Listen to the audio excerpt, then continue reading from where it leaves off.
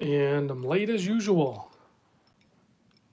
It's kind of weird starting the lives at like 8ish in the summer hours because it's still like so like day-like out. It's still like sunny and warm and everything. So hopefully people still tune in. I might have to start doing these lives later. I don't know. Maybe I'll start them much later. See what you guys think.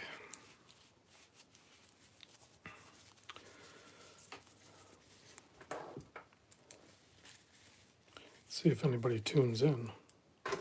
Geez, maybe we're not even doing a live today. Be talking to myself. Which I do that all day. I don't really want to do that in the afternoon. Tennessee Mike's chiming in. There's Craig. There's everybody. Man, I thought I was going to be all alone. Jeez. You guys kind of scared me. Brad's here. Lyndon, Doug. Rock the Watch is here. Ivan. Luke M Tech. Todd. Everybody's tuning in. It just popped up. Oh, so there was probably just a delay in the... yeah, that was weird. Desire 68. Michael's here. Yeah, I've owned a Scurfa. Lyndon asked if I've ever checked a Scurfa. I had the quartz Scurfa and enjoyed that. And actually, they're coming out with a new automatic soon, hopefully this year. That looks really good. It looks promising, and it's a white dial. You guys know how I feel about my white dial divers. Actually, my buddy Carlos over at Borealis is the Cascaeus, his new Cascaeus release that he's working on. He's got a white dial one that looks killer, a lot like this Omega, but instead of it being like kind of black around the indices, his is actually white with like blue surround on it, and it looks killer. It looks very good. So, but once we get a few people tuned in, I'm going to talk about kind of my intentions. So Adam is asking, what do I think about Squale? I think that Squale is actually, so it depends on which models you're looking at, but if you're looking at the like the 1545s, the homage watches, I think they're probably one of the better ones out there. And then if you're looking at the, is it the 1521, where it's their kind of their own watch with the offset crown? I think I've had those on the show before. Those are really cool too. And let's see, Luke is asking, when are you and Bruce going to do another live chat? Pretty soon, actually. I just talked to Bruce about that recently. He's down for doing another live soon. He's hopefully working on getting a good space and everything. And the last time we did it, you know, because we're in different locations, he's in Utah, I'm in Michigan, we were having some technical difficulties. So if we can get that sorted out, then yeah, we could do it more often. But part of the issue I have, like, I would love to do more videos with other content creators, because even in my Patreon group, there's like 12 other channels within just my Patreon group, and I would love to work with all of them if they're down for it. But it's time. Like I'm putting out like 1 to 2 videos a day, plus the live stream, plus the Sunday sales when I get around to doing them. Yeah, no, it gets pretty crazy. Adam is asking, was I able to get those? It wasn't sunscreen. It was bug spray. Spots off the Frogman. No, I didn't. As a matter of fact, I have it right here, and I haven't been wearing the Frog. But I mean, I've even had moments where I thought about selling it, but I just can't. It's too cool. But yeah, no, they're still all there. As far as I can tell after talking to everybody and trying a few things myself, is they're permanently there. Like they're not going to go away. So it's not a big deal. I it's a Frogman. Like it's meant to be used and abused to a certain extent. So a lot of times when I'm going on the river, I'll take that watch. So, you know, you can get banged around in the kayak or off a rock or whatever.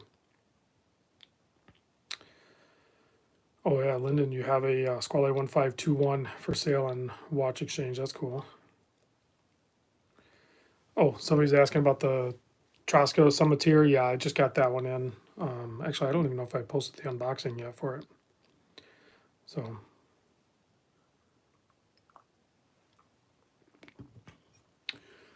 all right, yeah, I'm having a little gin and tonic. Just got off call, so it's nice to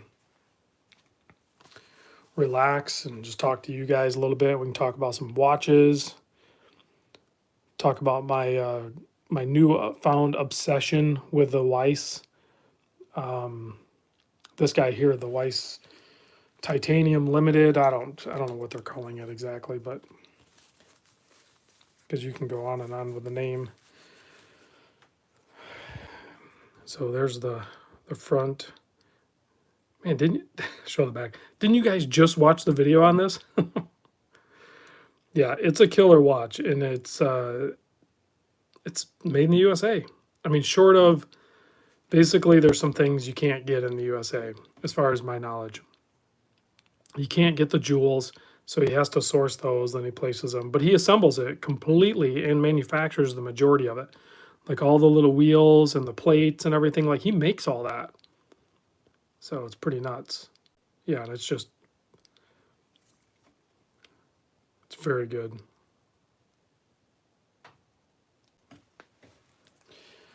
So yeah, that's what I'm gonna wear.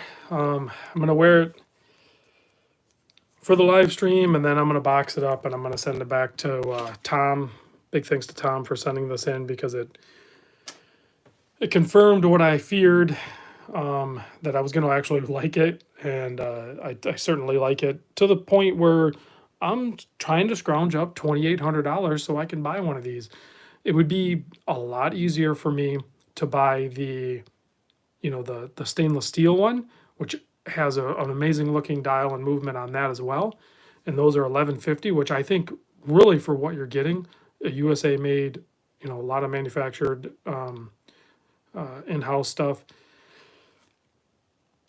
for 1150. I think that's killer, but I'm a sucker for titanium, and then he used the aluminum main plates for the movement. It's awesome. Yeah, I'm kind of right there with you, Luke. I'm still kind of washed out from doing well from the well, not only that, I did the Omega, that washed me out for sure. Then I did the titanium black G Shock. That further washed me out. And that was, not that long before that. I had bought the camouflage one.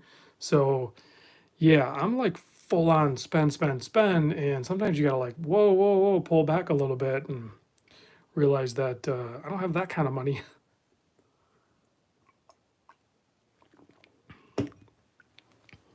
Thankfully,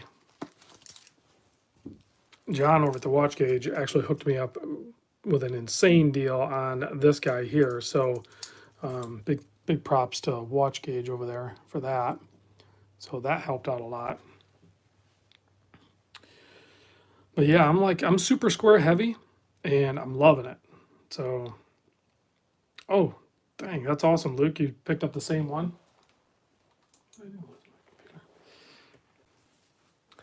Adam is asking, how many watches are too many watches? Well, Adam, that's going to be on a case by case scenario. So, how many watches is too many for Adam is the question. So, like, you're going to have to really examine that, what really works for you. So, Vinny is asking, ever thought of getting a Grand Seiko?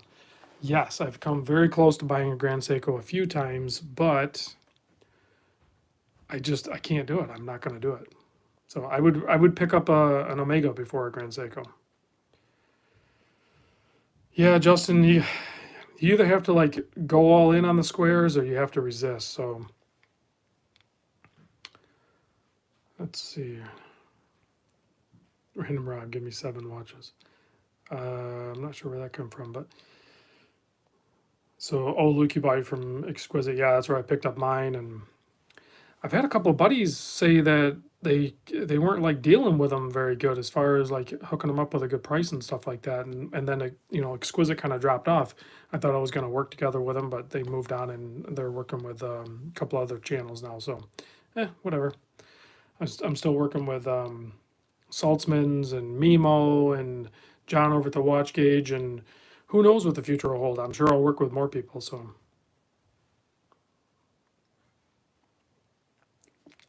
William is asking, is there anyone who can recommend to get a better deal than going straight to Doxa website? Well, William, here's the deal with Doxa. If you want to buy a new Doxa, you have to buy it direct from Doxa. They did have an authorized dealer, and his name was Mimo out in California.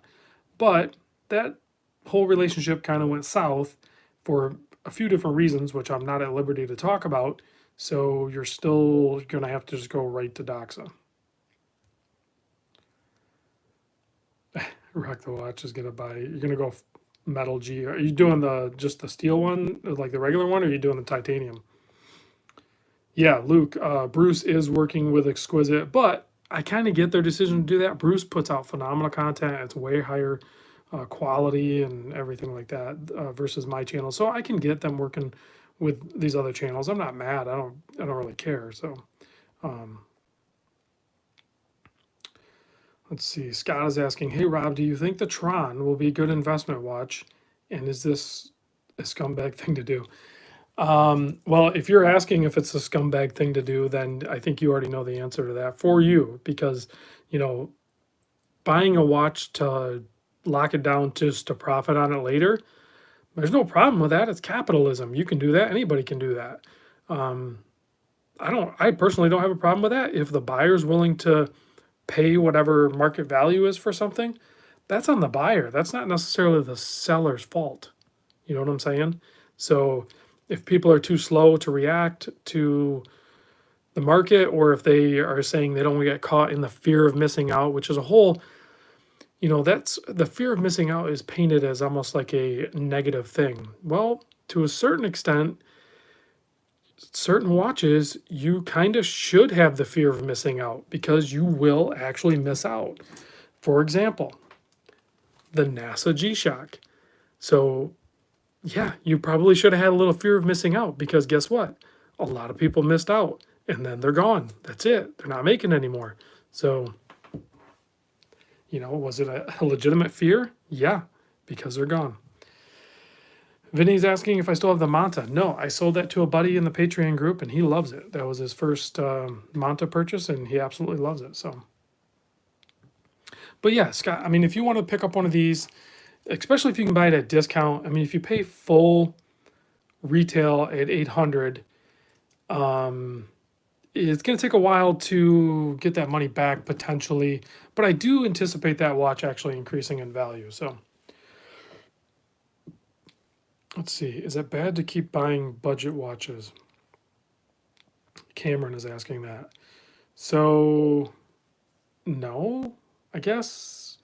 I mean, what do you want out of your hobby? Do you want to operate within the micro brand world or the affordable watches? Then, no, that's just your happy place, and you can exist there. You don't have to go higher or lower. You can just exist in that realm and be 100% happy. So, and there's a ton of awesome watches in that world. So, case in point, this guy right here. Let's see. Luke is asking, Rob, where does the Omega stand with your favorite watches you've ever had? So, out of all the watches I've ever had, that thing it's top 3, and I'm past the honeymoon phase on it already. It's top 3, so it's 100% keeper status. I'm gonna give it the keeper for life badge. That's gonna be for the Omega, and the Orange Monster, and probably a lot of my G Shock squares. Let's see, Rob, what is a good gray market for the same Adraga? Well, technically, Lyndon, it wouldn't be gray market. It would just be used. So I don't know that there's really a gray market for it. there's going to be, so you got to remember too with Borealis, when they have a very successful run, such as the Adraga or the Estoril, they're super successful runs. They are going to make more of them. So yes, to a certain extent, you could have the fear of missing out, and you would actually miss out. But you can watch the used market, you know, save. You can save your searches on eBay, so it'll pop up, it'll give you notification, and then you can decide if you want to buy it or not. And then the other thing you want to do is just make it a, you know, a couple times a week, if not daily. I check daily over on Watch Recon for certain watches. You just keep an eye out, and when they pop up, you can figure out if you want to buy it or not. But with Borealis, they're going to do another run, unless, God forbid it happens, but say Borealis just folds as a company. Then you're going to see the prices of all these guys skyrocket to the point where skyrocketing means like double. So like say if a watch was $400 or $500, yeah, it's going to be $800 or $900. That's just going to be the new market price for it. But I really don't anticipate that happening. So there will be another run of the Estoril. There will be another run of the Borealis Adraga. There's going to be some other really cool Borealis coming out. So a certain level of fear of missing out can be healthy, and it can get you to obtain certain watches that you'll really like and enjoy. However, it's okay to let some things go. There's more watches. There's always more watches. So you have to find out what you're comfortable with. I know I missed a lot of questions, guys. Sorry. Steve Kelly's asking, where's the best place to buy Japanese domestic market G Shocks? Well, I hear rumor that Japan's not shipping still. I'm not sure if that's the case, but there's a couple, you know, they're shopping in Japan. I forget some of the brands or some of the places I bought from. I hate to do it, but sometimes I'll still use eBay, and you just have to factor in the tax, which, whatever.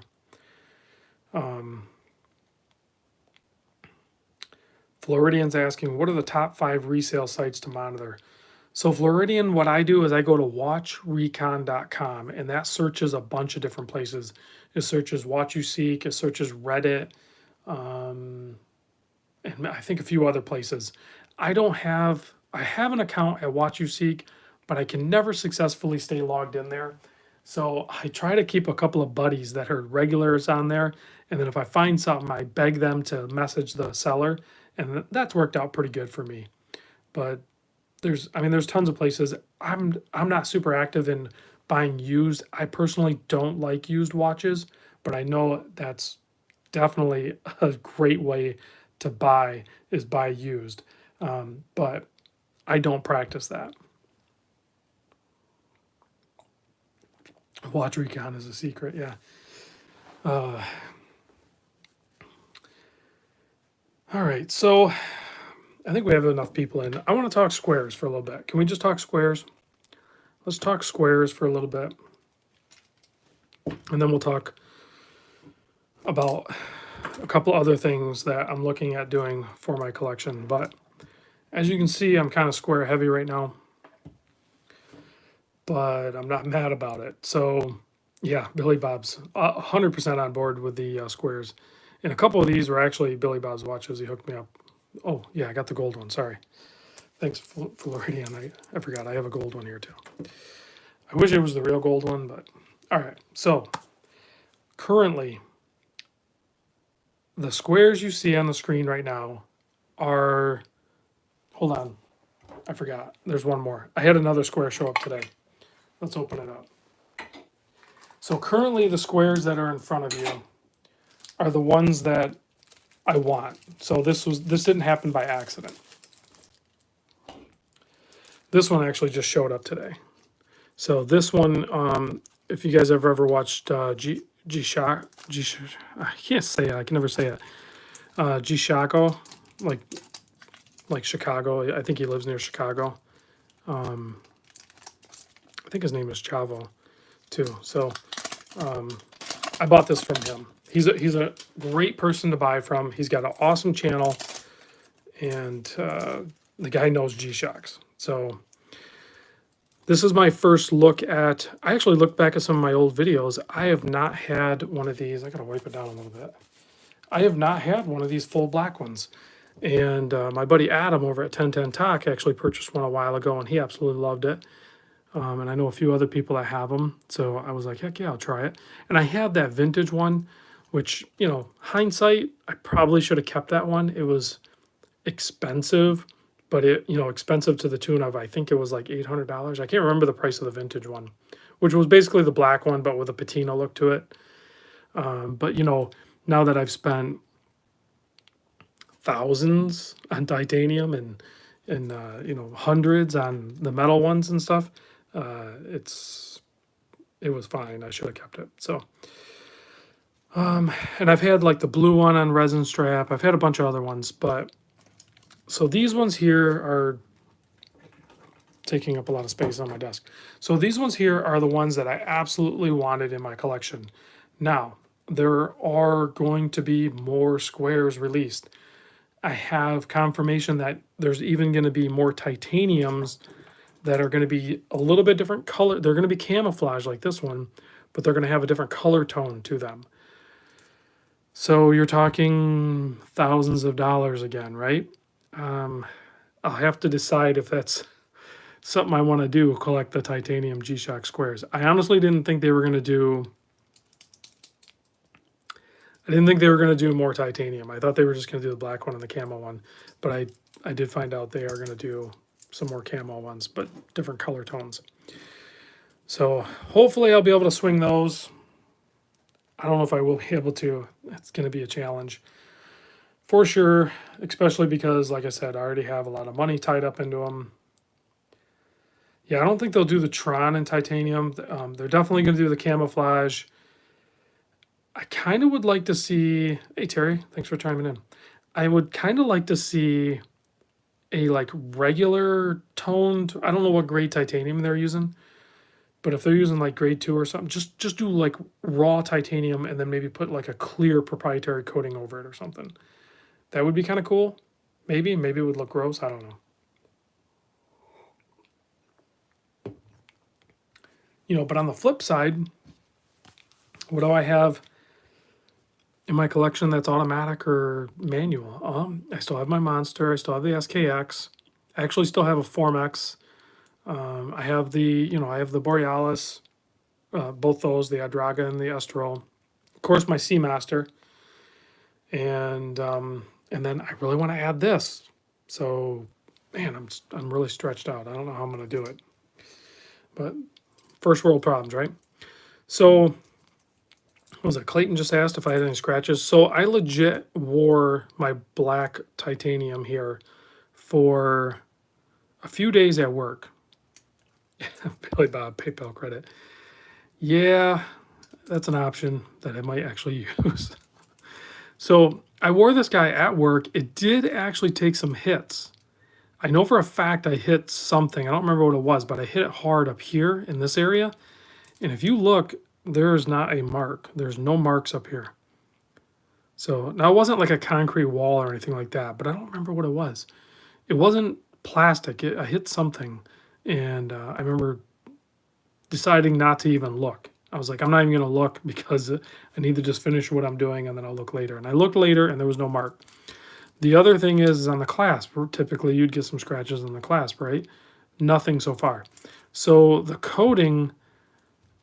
I gotta say is pretty good. I'll do some more testings. I'm gonna continue to wear this one, you know, just like I would wear like my plastic ones.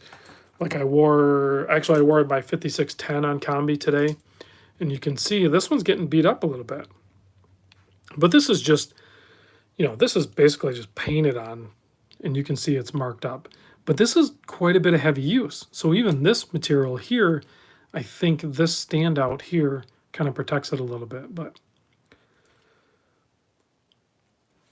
the case is overall pretty good. It's starting to look a little like fine wear. It doesn't have any deep gouges, but if it gets banged up, it gets banged up. Like, I think that's why I'm kind of embracing a lot of the G Shock squares. My work is manual labor. I work with pipe wrenches. You know, I dig holes. I'm working underground. I do a lot of appliance work, so I'm reaching in. I usually take my watches off of that, not because I'm worried about damaging the watch, but more so worried about getting it caught on something and struggling with that. So I usually take jewelry off when I'm working on appliances and certain things. So, but I need to get back into the mindset of just wearing them and using them. The Time Flipper is asking if the Tron is scratch resistant. I don't think this is going to be scratch resistant to the level that the titaniums with the DLC on it. I think this is more of a, I don't know if it's PVD or what. This is going to be more like, this black one for sure. It's going to show wear. I think it'll hold up fine. And to a certain extent, I'm not going to use and abuse like this one. I just won't. I'll keep that one in clean condition. Same thing for the gold one. I've worn it plenty and I already have some scratches on the clasp. But the gold one is going to be, taken care of a little bit better. Now, this black one, the steel black one here, I might wear this one with a certain level of disregard because I'm kind of curious to see if it looks cool. Yeah, oh, Ivan, thank you. It's iron plated, which is very good plating, but it's going to scratch. So, and that's fine. I think this guy here scratched up might actually look kind of cool. So I think the titanium ones are going to be a little more resilient to scratches. I don't wear my Omega at work. I'll wear that. And the same thing, like if I were to buy this titanium Weiss watch, I don't think I would wear it at work. So I'm pretty sure I wouldn't. RC Robinson, I've had the all silver one, and then as soon as I tried the gold one, I ditched the silver one instantly. The gold one is just way more my style, for sure. So, and then this thing here, I think is going to be more of a heirloom piece, kind of. So, something like that. So,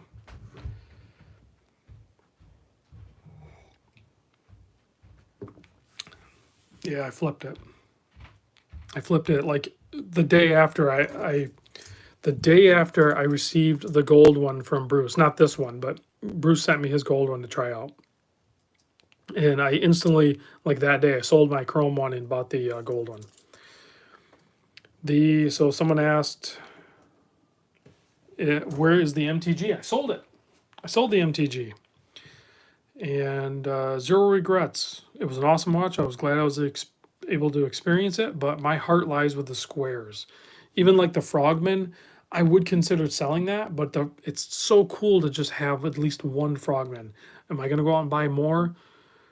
Probably not. Although if you were going to invest in any G Shock, Frogman is probably the safest investment G Shock if you wanted to try to go down that road. Robert is asking, where do you recommend selling a watch? Well, I'm assuming you don't want to do eBay. So to sell on Watch You Seek, you have to meet certain requirements. So you could get set up at Watch You Seek. I've never tried Reddit. You can try Reddit. You can even try Facebook Marketplace. I've brought this up before a long time ago, before it was actually even called Marketplace. But on Facebook, I still will search on there occasionally for potentially local things. Sometimes you'll run across local deals, depending on what your population is near where you live.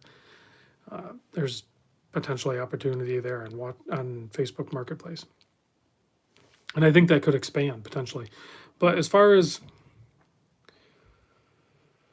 No, Andrew, I am not on call. So as far as easy selling, and maybe other channels will do this, but I do the Sunday Fun Day thing, the sale, but it's not something I want to be known for. Unfortunately, I kind of already am, but it's not something I want the channel to be like constantly doing.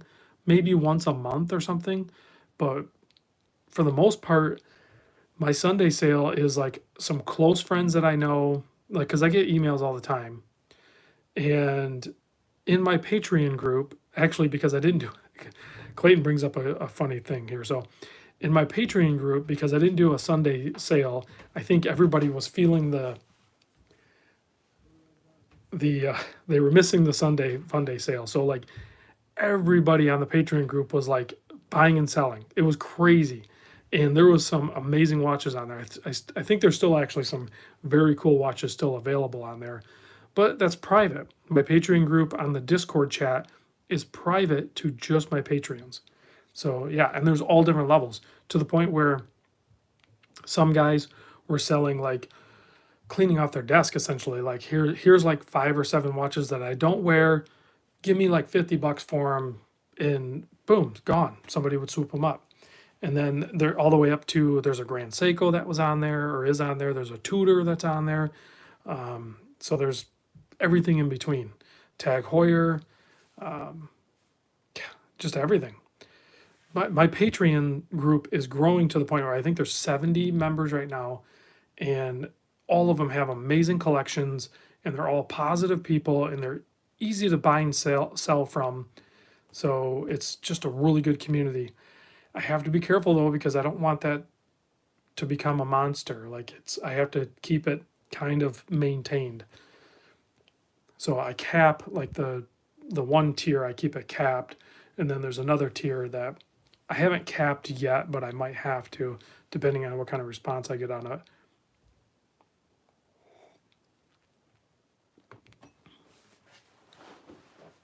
Yeah, so Craig threw up his, I think that was your wife's watch, right? The Tudor Heritage Bronze. They picked up the, did you pick up the red bezel? I can't remember when, I think you picked up the red bezel. So that was kind of replacing the bronze one, so he was selling that. I'm surprised she didn't buy the Black Bay 58. You said she even tried it on. I'm actually shocked she didn't buy the Black Bay 58. So yeah, who knows? Those watches might end up on my channel, and so but they, the Patreons try to do it in house. They try to do it real quick, like that. So buyer seller's happy, everything like that. You don't add shipping costs to me, and then waiting and all that stuff. So it works out really good. But yeah, Corey wants the bronze Tudor.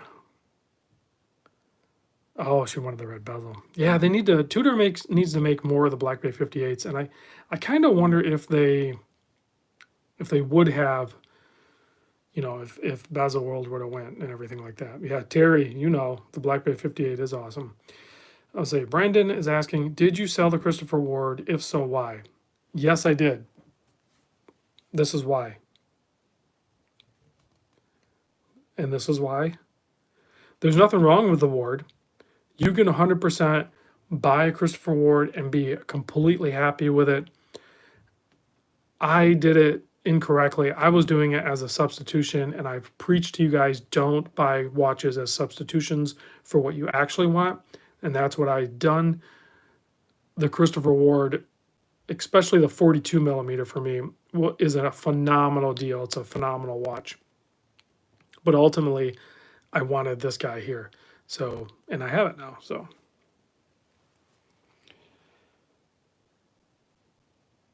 Oh, hey, Craig, well played. So listen to this. So Craig and his wife are both into watches, right? And they have a really nice authorized dealer near them in a mall that, like, hopefully when I come down to visit again, we'll go visit, and I'll probably buy a watch too. So, Craig, you sly devil. So maybe there was a devil in your wife's ear. But so Craig's wife tried on the Black Bay 58, which is a perfect size watch for people with a little bit smaller wrist. Not that the Black Bay 41 doesn't work for a lot of wrist, it does, but the Black Bay 58 works better for smaller wrist. There's no arguing that. So I'm gonna go with this story now here. Now I got the truth. I think Craig talked his wife into buying the Black Bay 41 with the red bezel, anticipating that Tudor is going to come out with a Black Bay 58 with a red bezel later on, that his wife will then buy that one, and then Craig will inherit the Black Bay 41 with the red bezel because he has like a 7.5-inch wrist. Well played, sir. Well played. Oh, you're playing the long ball. I didn't even realize you were doing that, but that is awesome. She, she'll laugh about it. She don't care.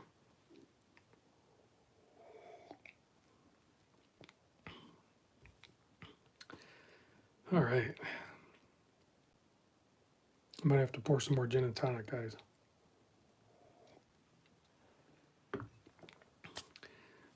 Man, I feel like I should unbox something. Should I unbox something? I guess I could unbox something. I wasn't going to because I tried to do the unboxing videos. People seem to like watching them, but I guess I could unbox something real quick. Hold on a second. Let me grab a box.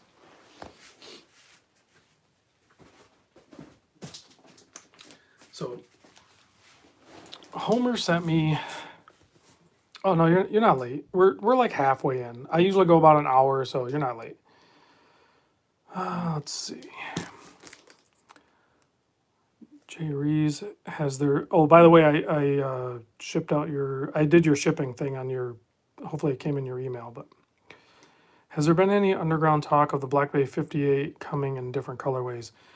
I haven't heard any solid rumors on it, but there's no way Tudor is not going to do more colorways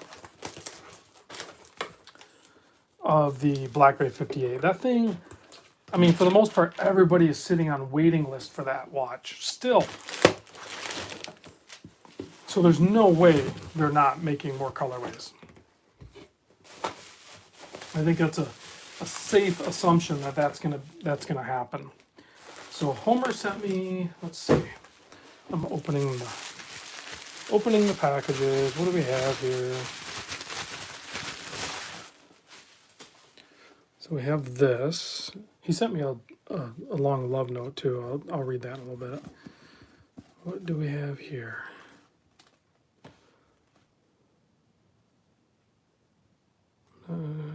Looks like a fitted rubber strap. Pretty well built too. And another fitted rubber strap. Oh. No way. Are you selling this? Holy crap. You are going to sell this. I don't remember talking to you about this. So this watch has a lot of history. I spent a lot of time on this. That's a pretty epic watch. Oh man. How's the bezel? Oh, it's still good. This is a pretty killer watch. This is one of my first really good quality parts built watch that I did, or rebuilt, because it was actually sent in to a well, how did that work? Homer bought it off a guy and it was sent to me and I had to like change it. So I changed some things for him. That's what it was. And then I guess Homer doesn't really ever wear it. But it's got a 4R36 in it, sapphire crystal, which I changed the crystal because the one that was on it had a little scratch on it. Put the 12-hour bezel on it, which is a loomed ceramic bezel. This is I think it's the Murphy's bezel, which is non-clicky. So that was my first go with it. Man, this is bringing back some memories. This has been a while since I built this watch. And then it has, I think these might actually be even authentic Marine Master hands. I can't remember 100%. I'll have to do some research on that. And this might even have the Roman day wheel. Let me check. Yeah, and this has the Roman day wheel. This is a really killer watch. I can't believe Homer actually wants to sell it. I might have to swoop this up. You guys might not even get a shot at that one. That is a killer watch. Homer told me he was sending some things. I didn't realize he was sending that too. The other thing he sent over, a couple things. This one is, here, let me see if I can answer. The Time Flipper, Rob, between the Tron and the Camo Titanium, which is your favorite? The Camo Titanium, hands down. The Tron is super cool, but the Titanium's, I have some mad love for titanium watches. Let's see. Yeah, Escapement watch. The Roman day wheel is just awesome. Yeah, I don't think I'm gonna let Homer sell that, guys. I think I might buy it, and then maybe I'll tour it in my Patreon group or something. We'll see. The other thing Homer sent over is a full kit. This is funny. But Homer's got to keep it real too. He's got a massive collection. So this is a Zelos. This isn't the swordfish. What is this one called? Hammerhead. That's right. So this is the Zelos Hammerhead, a tank of a watch. I mean, if you like a chunk of steel on your wrist, you would love this watch. So this guy here, Homer sent over as well. And this was a tour watch I did in my Patreon group, and Homer won it at the end of the tour in a drawing. So, but funny enough, Homer actually was skipped over in the tour, so he never even actually got it in the tour. So that was pretty funny. So yeah, he sent it in. It's going to be put on the auction block. Somebody in the Patreon group will probably buy it. I don't know if Dane will do it or not, but maybe Dirk will. I'm not sure. I don't know. There's a buyer out there for sure for that guy, I'm sure. But I probably won't do a video on it. It's just going to be up. I'm going to do a Sunday Fun Day sale this week coming up. I have some more watches coming in that'll certainly end up on that sale. This week's going to be a little crazy for doing videos. Okay, the other thing that Homer sent in, and I'm super excited to compare, is, if I can get it taken apart, is this is the authentic Omega strap. And we wanted to do a versus against the Zalandi. So I'm going to do a little comparison of these guys and see what I think and share that with you. Initial handling, they're very similar in feel, in quality. I think, yeah, they're very close. I think the Zalandi might feel a little more softer,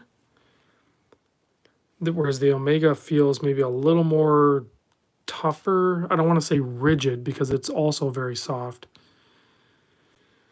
Wow, this is going to be a tough one, but I don't know the price tag on the Omega. I know the price tag is higher, but their floating keeper here actually has a little retention nub inside there that's going to catch in here, so it'll stop it from moving, whereas this one is going to just continue to float.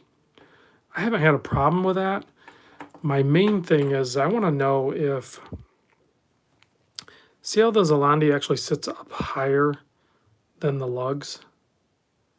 I'm curious to know if the Omega does. If the Omega sits lower in here, because right now, see where it sits on the bezel? First of all, guys, I absolutely love this strap. It is 100% worth the money. I'm just keeping it real, and I want to point out some of the things, just a fact-based thing. But I want to do a full video, and I want to compare this one. If this one sits lower, then I would actually probably rather have the Omega one. So if you want to rotate the bezel, which I typically don't, you cannot do it at the 12 and 6. There's not enough traction there, because the strap actually kind of runs right up to the bezel. So if you want to rotate the bezel, you have to go offset, which is fine. It's not a big deal. It's still easy to do. But if the strap sat a little bit lower in the lug, then you would still be able to operate it at the 12 and 6. So I'm curious to see if the Omega strap does that. But these are both really good straps. So I might actually have to buy the Omega strap as well. But I think the Omega strap only comes in black or maybe one other color. With the Zalandi, you can do colors. So like if I wanted the white strap on there or a red one or something like that, I can get playful with the colors. So there is that to consider as well. All right, what did I miss for questions? I know I kind of rambled there. So the Omega is awesome. It's treating me well, even though I haven't really been wearing it. But I fully intend to. I'll probably wear it. I'll probably schedule it for a full wear next weekend. I don't like to wear it at work, so. Dang you, Rob.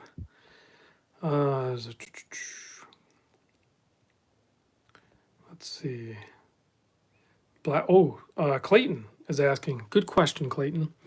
So, a legitimate question between the two G Shock titaniums. Oh man, this is going to be a tough one because I like them both very much. But straight up, my honest answer is if you were only going to buy one and you actually want to wear it on a regular basis, I would buy the black one. The camo one is super cool, but it's funky cool. It's different, right? So whereas the black one is kind of like a stealth wealth thing somebody dubbed on my video. Because it looks like a regular, pick any other G-Shock. It just looks like that right there. So you could buy a 30 or 35th. This is a 35th anniversary. You could pick these up still pretty reasonable. These look like kind of the same watch. Like I guarantee you, if you were to grab both these watches and hand them to your wife and be like, hey, what do you think of these? She would probably be like, why did you buy two of the same watch? They're exactly the same. You're a big dummy. That's probably the answer you're going to get. The difference is this one's probably like $200 or $300 and this one's like $1,700. That's the real difference. Other than that, they're the same damn watch. So, all right, let me back up here a little bit. Let's see. Yeah, RC, yes, there are going to be new camo colorways of the titanium square for sure. 100%. El Boogie is asking, what's a good dollar amount for a version 3 orange monster or blue? I'm not sure what the orange one's probably trending a little bit higher. I think you can still get the blue coral for around 500. I think the orange one might be a little tricky to get right now. I can't remember. I think that one might be jumping. Let's see. I can buy the black titanium for $1,300. Is that a good deal, Rob? Should I go for it? Listen, if you want a titanium G-Shock square, $1,300 for an authentic, make sure it's authentic, authorized dealer preferably, $1,300 is a legitimate deal. You've done fine at $1,300. Don't expect to make money on that. It might not even hold its value at $1,300, but if you want to own one, $1,300, good price. Six Killer, thanks for chiming in. Yes, the digits on the newer modules are larger than, so like this. Like if you were to actually, you can see it pretty clearly there. But if you handed this to a non-watch person, they are not going to notice that subtle difference. And quite frankly, I wouldn't expect them to. So let's see. Yeah, exactly. So Josh says that's the same thing I say to her about her shoes. So here's a little trick, Joshua. Yeah, the buttons are larger too. Good point, Craig. So I found, keep this on the down low, just between you and me, right?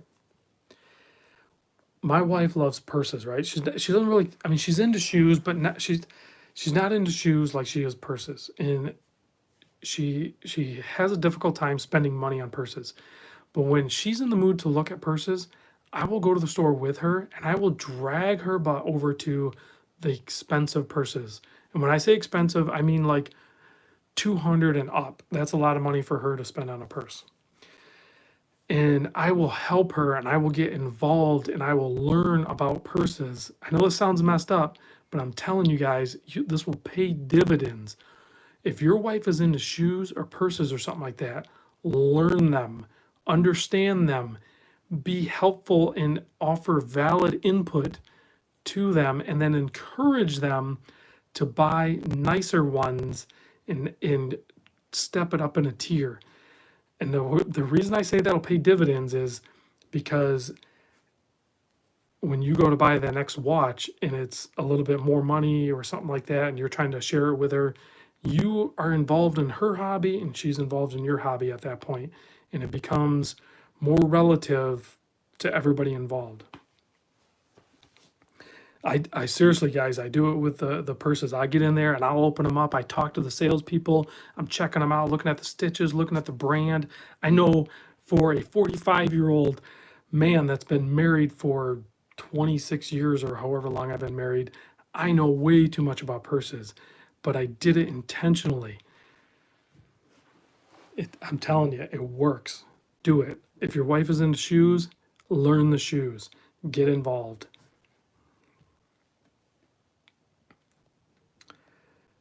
Clayton, air fryers, yeah, you can do that. I mean, you can geek out on that. If your wife's into kitchen appliances, holy crap, that's easy. Learning kitchen appliances and then using them and getting involved, that's easy. I could research that stuff no problem. It's a little more difficult when it's shoes or leather purses and stuff like that. El Boogie, but it could pay dividends. I'm telling you, man, you could get in there and get her a Louis Vuitton and listen, she deserves it too, right? She's put up with you, right? Come on. So what if you buy her a $3,000 purse? Make it happen, man. I'm telling you, you're going to end up with like a $6,000 watch. We're always going to spend more than they do when it comes to like jewelry, unless they're into like diamonds and gold. If you're talking about accessories and we're actually buying watches as jewelry, we're going to come out ahead on that. I guarantee it. And Billy Bob's all about the squares. So you're safe, Billy Bob. You don't have to worry about learning your wife's purses or shoes because you buy squares. You're good. You're fine.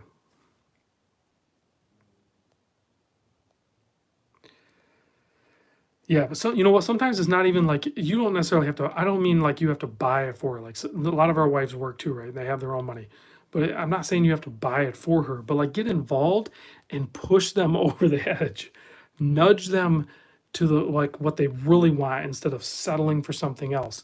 I think that's kind of healthy anyway. You know, I've talked to some of my closer friends about a theory I have about being the star player of your team. So, you know, tell your wife that she needs to treat herself and, you know, make that higher end purchase because you're going to do the same damn thing. Let's see. Yeah, Clayton, I actually need to pick up an air fryer. I've been thinking about it, but I don't. I've been eating, you know, I'm still like in that vegetarian, almost vegan mode. So let's see, $1,700 square, maybe not good. No, Robert, paying $1,700 for titanium square is not sound advice when buying, you know, watches like this. It's probably not wise. If you can get a deal on them, sure. Terry, careful, Rob, that could backfire. No, man, it hasn't yet. I'm good. Let's see, chicken leather, is that a thing? No, jeez. No, you can't. We're not using chickens that way. Chickens are only good for nuggets and eggs. All right. Man, you guys are killing me. So Robert picked up his titanium black for $1,200. That's a legit good deal. You're good in that range. Jesco was asking, where did I get those monster models? Well, Jesco, these are 3D printed, full loom. This one's airbrushed by a local artist too, the 3D printer guy. That's my buddy Jerry. And I've done a video on him. I've linked his Etsy store, Etsy. No, I'm sticking with Etsy because somebody corrected me and said it's Etsy like Betsy. I'm gonna keep calling it Etsy. So maybe the whiskey talk. So yeah, those you can buy those. They're actually not that expensive for what they are. They're insanely cool. So after this video loads and everything like that, I'll put a link to the Loom Monsters. And I think Jerry's actually going to even add the Keeper for Life and the Flipper for Life thing. He's going to do a bunch more stuff too. So he uses loomed filament, and he's got a turtle coming out. He's got a bunch of stuff coming out. No, we're not doing whiskey. We're doing gin, Bombay Sapphire. Yeah, Jerry. Hey, there's Jerry right there. Yeah, Jerry's got a bunch of stuff coming out. Honestly, I'm surprised, you know, more people haven't picked this stuff up from Jerry. This stuff is crazy cool. All right, let's see. Arnaud is asking, what's your favorite G Shock of all time? If you could only own one, which would it be? Well, I can answer that. So before, it's getting a little harder now. So before it was this gold one. I could legitimately say if I got rid of all the other ones and I was just going to keep one, I would keep this gold one. However, I'm kind of torn now. The black titanium is like right up there. Like I think I would have to pick two, and it would probably be these two. I don't think I could. I don't think I could do without one or the other. I think I could do two G Shock squares. It would be these two, the gold and the black titanium, and then I would be set. I could do that. Yeah, over the camo. The camo's crazy cool, and I'm not selling it. I absolutely love it. Zero regrets, to the point where if they come out with a different colorway of the camo, I'm probably gonna buy it. Billy Bob's asking, when's your next G-Shock mod? Well, the only mod that I've actually done was I put this bezel on here, which is just the red G-Shock here and then the protection up there. So I don't know if you can really call that a mod. I don't know that I'm really going to get into like modding G-Shock squares. I probably should, because you guys seem like you're having a lot of fun with it, but I'm too busy with just buying the regular ones. I still need a working G-Shock. That's the titanium. That's this one. I guess I guess I don't really count this one. Like certainly the resin ones I don't really count. So my 5610 on combi is like my glove box watch. Like this is the one that's always just floating around as my spare watch. So I don't really count that one. That's not like one of the choices. That's the extra watch. So, oh, Kevin, yes, Kevin brought up the G Shock Gpx 100 is coming out very soon. It should come out. So I think it's released this month in the Asian countries, but it should be in the U.S. very soon. So the GBX 100 looks really cool, but there's some letdowns with it too. I think it's gonna be really cool. It's gonna be fun, but it's not solar. I think it connects Bluetooth. I don't think it's multi-band, but I'm kind of bummed that it's not solar. So I think it's gonna be really cool. I'm gonna get one in, but I don't think I'm gonna be in love with it over the Square. I don't think it's in competition with the Square. It's certainly not gonna replace the Squares. Nothing can. How many different G-Shocks have come out over the years since 1983 when they introduced the original G-Shock Square? And all of them could disappear right now, and G-Shock could still probably stay in business with just the Squares. The Squares was a home run from day one, 1983. Let's see. Roy's asking, who makes the best adapters for G-Shocks? That's J's and K's. Let's see. Jesco, the auto light feature is awesome. I love it. The GW5000 is solid. It's awesome. Ross, I reversed the polarizer filter on the triple black one to be a positive display. Clean it. That's cool. That's fun. Well done, Ross. So yeah, Eduardo will probably see the new model in July. Correct. Eric, 2 titaniums, Froggy, Omega, and Orange Monster. Awesome. Is that your collection? Because that's certainly my collection, and it is awesome. Wrong time. Yeah, you're a little bit late. I'm probably going to close out in a minute or two. Let's see. Floridian. Need to make a prototype G-Shock Orange Monster so you would have the best of both worlds on your wrist. Interesting. The white one is nice. Yeah, so summertime, once I think I get a little bit of a tan going, I'll rock that white one. That'll be fun. Let's see. G-Shock Squares forever. So true. Hey, Mike Square. Just reading comments, guys. Wrong time. I don't care about other G-Shocks. Well, and it depends on wrist size, too. So, the The Frogman's huge. It's awesome, but it is huge. So it can be tough for people with like under 7¼ inch wrist. Let's see. Escapement and watch. Any place to buy aftermarket straps for the 5000 series squares? I'm sure there are. I don't know. I stick with the factory stuff. Rich is asking, Rob, you have probably said, but do you enjoy the negative displays? I do. I actually have quite a few of the negative displays, and they work great. And they actually work really good even in direct sunlight. Will the new titaniums come out only being camo ones? I think there's 1 or 2 new camo titanium squares coming out. I think that's what they're going to be focusing on. Michael, 100%. Happy wife, happy life. Jerry, sorry, buddy. The square bug gotcha. He went from 0 to 6 squares in a week. Let's see. What do I think about the new analog Frogman? At first, I was actually kind of like wanting to see it, but the more I look at it, the more I actually don't want to see it. So if one pops up on my channel, if somebody sends one in, like so if Watch Gauge gets it in or Mimo or something like that, and they want to send it over, I'll definitely check it out, but I'm not buying one.